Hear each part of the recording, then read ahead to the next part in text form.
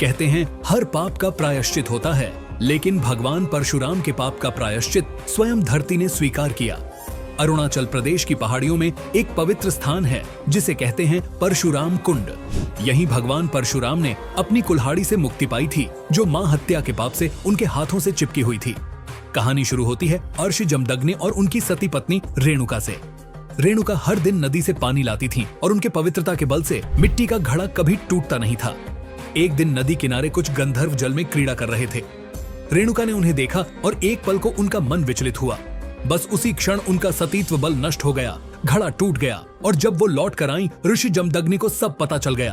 क्रोध में उन्होंने अपने पुत्रों को आदेश दिया, अपनी मां का वध करो। चारों बड़े पुत्रों ने इनकार किया और उन्हें श्राप मिला, पत्थर बन जाओ। फिर उन्होंने सबसे छोटे पुत्र परशुराम से कहा। परशुराम ने पिता की आज्ञा को धर्म मानकर अपनी कुल्हाड़ी उठाई और अपनी ही मां का सिर काट दिया। पूरा संसार सन्न रह गया। अर्षि प्रसन्न हुए और वरदान मांगने को कहा। परशुराम ने मां और अपने भाइयों को पुनर्जीवित करने का वर मांगा और सब फिर से जीवित हो गए। लेकिन मां के वध का पाप उनकी कुल्हाड़ी से चिपक गया। वो जहां भी जाते कुल्हाड़ी हाथ से अलग नहीं होती। उन्होंने सैकड़ों तीर्थों में स्नान किया, लेकिन कहीं मुक्ति नहीं मिली। आखिरकार वो पहुंचे लोहित नदी के किनारे, थके और टूटे हुए। जब उन्होंने उस जल को छुआ तो चमत्कार हुआ। वो कुल्हाड़ी अपने आप उनके हाथ से अलग हो गई। पाप धुल गया और वहीं बना भगवान परशुराम कुंड।